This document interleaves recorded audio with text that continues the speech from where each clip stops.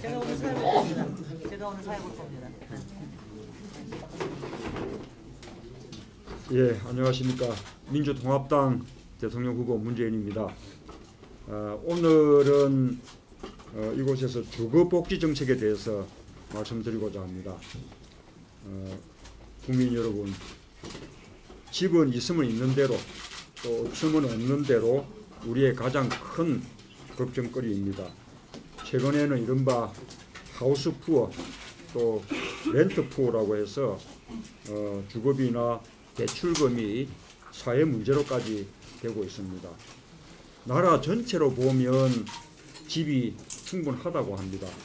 서울에서도 오피스텔 등을 다 포함을 하면 보급률이 100% 넘습니다. 그러나 고시원이나 쪽방에서 사는 사람이 20만 명에 이릅니다.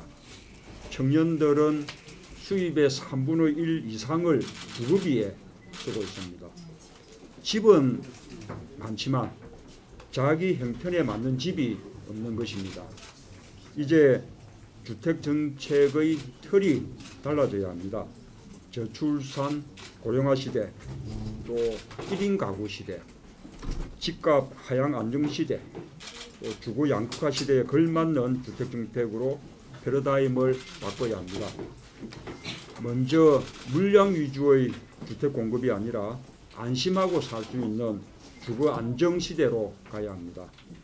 둘째, 주민을 내모는 뉴타운 재개발이 아니라 주민이 중심이 되어서 동네를 만드는 도시 재생 시대로 가야 합니다.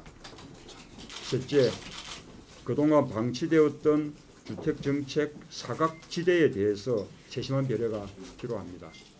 이 세 가지를 합해서 저는 주거복지 시대를 열고자 합니다. 첫째 약속인 주거안정정책에 대해서 말씀드리겠습니다. 기본 방향은 자가주택과 민간임대주택 그리고 공공임대주택이 제각금 역할을 하도록 하자는 것입니다.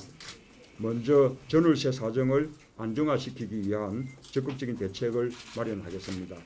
이를 위해서 임대주택 등록제를 전면화하겠습니다. 임대주택 등록제 없이는 세입자들을 효과적으로 지원할 수가 없습니다.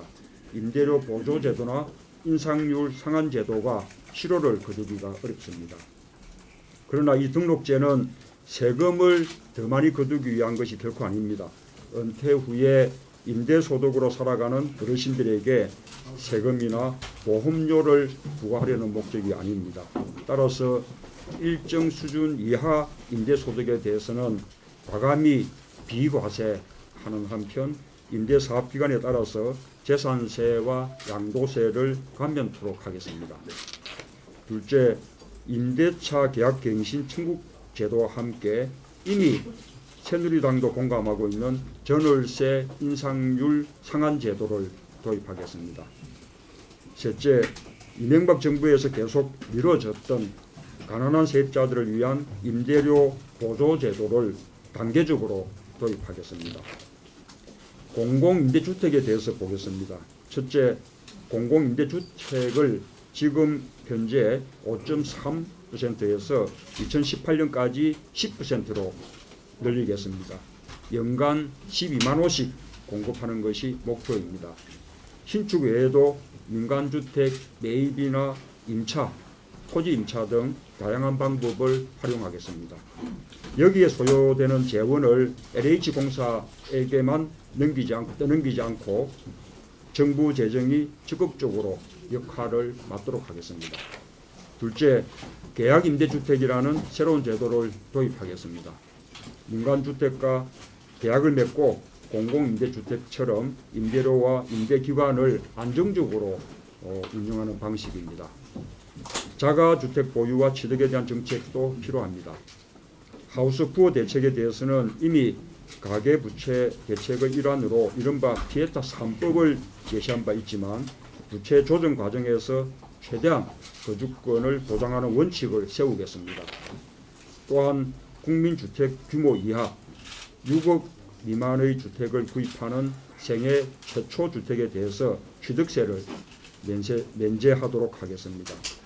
다음으로 두 번째 약속인 도시재생에 대한 정책을 말씀드리겠습니다. 뉴타운으로 상징되는 무분별한 재개발, 재건축 사업은 전국을 혼란에 빠뜨렸습니다. 사업성이 없는 동네까지 뉴타운 사업에 나서는 바람에 오도 가도 못하는 피해자들이 속출하는 중입니다.